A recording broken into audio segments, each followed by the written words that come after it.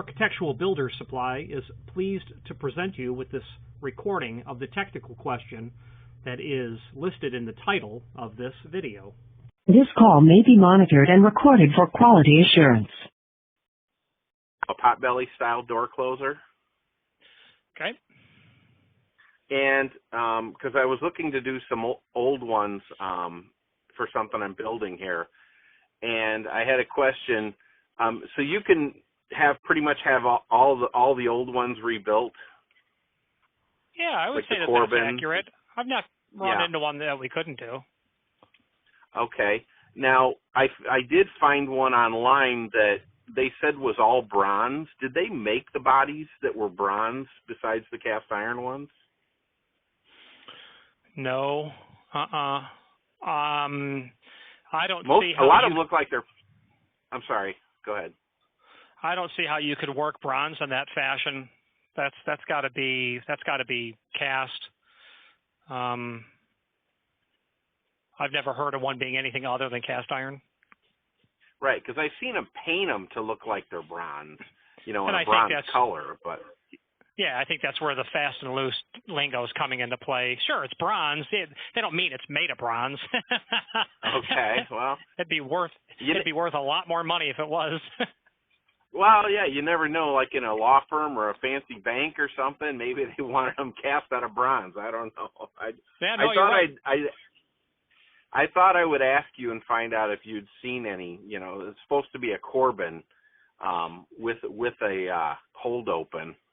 So, but they're going to double check and see if it actually is bronze for me. But so.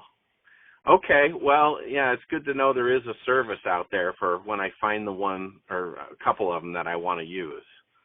So tell me more about your project. Why are you looking for 1920s, 30s technology? Well, I use a lot of old stuff. We're building our horse farm, and I do a lot of rustic things. I hew beams myself and, do timber framing and all this stuff. And we use like some antique door hardware on some of our doors and stuff like that. But so I thought a closer on our feed room, we need a closer. I thought an old looking one would be a lot nicer than a newer one. So. Yeah, no doubt. I mean, it will certainly look period accurate. I mean, your application you could see in the, probably the 17th century, So the downside of it, of course, is that it's not handicap compliant at all, which probably That's doesn't. Okay. Number two is that you will not have any control over the amount of force required to open it, which may not be a big deal. Number three, with a reduced opening force comes a reduced closing force as well. So that thing is going to close, pretty sternly. And then finally, they're not considered a grade 1 type closer. So it would not pass, a million cycle count, even though a piece of technology from the 1950s that in 70 years later we're rebuilding, I'm going to think probably hit a million cycles. But ones that are made today, they're grade 3, which is a really poor grade rating, completely poor. Okay. But those are the only downsides I can think of. You got to put your shoulder into it sometimes. But other than that, you rebuild something, you'll get another century out of it. Sure. Yeah, and the feed room is heated itself, so I wasn't concerned about, I know there's oil inside, so it won't get cold or anything. Yeah. So that shouldn't change the action, but yeah. Okay. Well, yeah, and I saw from a link you had on your website online some information, I think, about how to adjust them, the closing and how hard it shuts and stuff, and the hold open. So that was good information. Yeah, I wish I had more. There's decades and decades and decades that those closers were made by a lot of different people, and I can only count on one hand the number of people I know alive that understand those closers very well. Okay. Well, I mean, I understand there's a piston in there to regulate the fluid flowing back and forth, and that's what does the damping. But is there also a spring in there? Most definitely. So, you open that sucker up, and you're setting, of course, you're storing potential energy in the spring. Well, Sure. when you let the door go, what controls the spring? It's what you said. It's that movement of fluid. Without the fluid, the thing would just wham. It would come back at you. Right, because the fluid can only go through the opening so fast, and that's what does the damping. Yes, sir. And in modern closers, or these closers, you'll have a valve, so that's how you control that rate. Okay. Yeah, it looks like some of the old ones have a valve on it too. But, right. Yes, sir. Yeah. Okay. Well, I'll see what I end up with, and if I need it rebuilt, I'll know who to call here. So. Excellent. Well, thank you very much. I appreciate it. So, but if you're going to try to break our record, you got to get a closer older than 1904, and I don't think you'll find a Potbelly that old. Our record is one out of New York from 1904. That was a floor closer from Rixson. But probably the late 20s for a Potbelly, I think, is our record. Probably the late 20s. Okay. Well, I'm looking.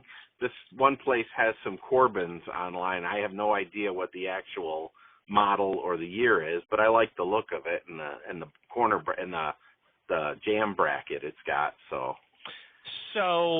do you understand the role of the jam bracket, or shall we discuss it? Well, that's what you mount the Potbelly to.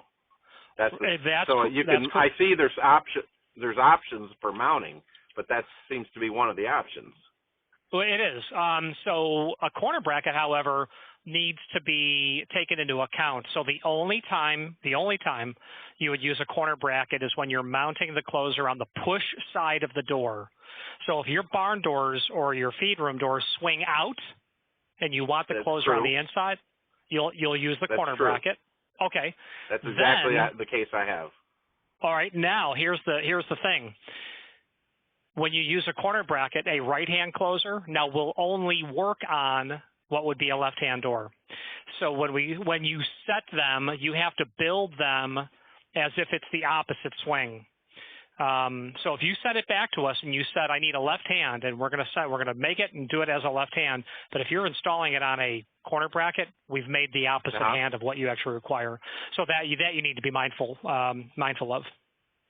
Interesting. So, and you're right. So do they just flip the piston around in the housing? Well, the spring's got to get. Yeah. Okay. Well, actually, no. Depending on which model it is, the Corbin from the 50s, they can be set either way, which I like those because they have a really good belly to them. It's like a full, big, giant cast iron belly, not like. Ilco made them as well, independent lock company. They weren't so like literally a case of beer for a decade Potbelly, just a good fat belly. It's how you set the arm when you are setting tension on the arm is how you'll ultimately set the spring and then therefore set the handing. Just be mindful of that. Well, and I get confused about left-hand swing and right-hand swing. So, for example, this feed room door, if I'm standing inside the feed room looking at the door and it swings out, the hinges are on my right side, and it swings out. Okay. What would you call that? To me, that seems like right hand, but I don't know for sure. Well, you're not wrong. I mean, except that it's not the correct answer in the sense that it's a right hand, but the definition of right hand means in swing. So you say, okay, well, I got a right hand, but I have an outswing. So now what do we call it? We call it a left hand reverse of all things. So you're always standing on the secure side of the opening. In your case, the secure side is outside. So now you say, what side are the hinges on? They're on the left. So it's a left hand reverse is what it is. So if you tell somebody it's a right hand, we don't have to discuss if it's in or out swing because I know it's an in swing. That's the industry definition of right or left hand. But if you tell me it's a left-hand reverse, well, I know it's an outswing. So if you ordered an exit device, exit device doors, panic crash bars, they always swing out, right? They're always in the direction of egress. They always swing out. So by definition, you could never have a left hand or a right hand. So, you know. It took me 2 years before I understood that. and I'm talking too much. That's the problem. Well, I appreciate the knowledge because I'm just giving myself a crash course the last few days. So. Yeah. In these door they're closers. Cool. Yeah, you go in buildings in Chicago that were built, you know, the 30s, the 40s, the 50s. These buildings are full of Potbellies, and they've been there since day one, and they still work. Are you from Chicago? Yes, sir. I'm from Joliet, so. Oh, there you go. Yeah. So, all right. You enjoying Naples? Naples is paradise. Except when there's a hurricane, but other than that, it's paradise. Yeah, my mom has a place there, so I've been down. Yeah. All right. Well, I appreciate the help today, and hopefully I'll be talking to you. I'm glad you called. Bye-bye, sir. All right. Bye-bye. Architectural Builders Supply hopes you have enjoyed this program. Again, thank you for watching, and if you've enjoyed this video, please click thumbs up. Please subscribe and maybe even send the video to someone that you know. Thank you.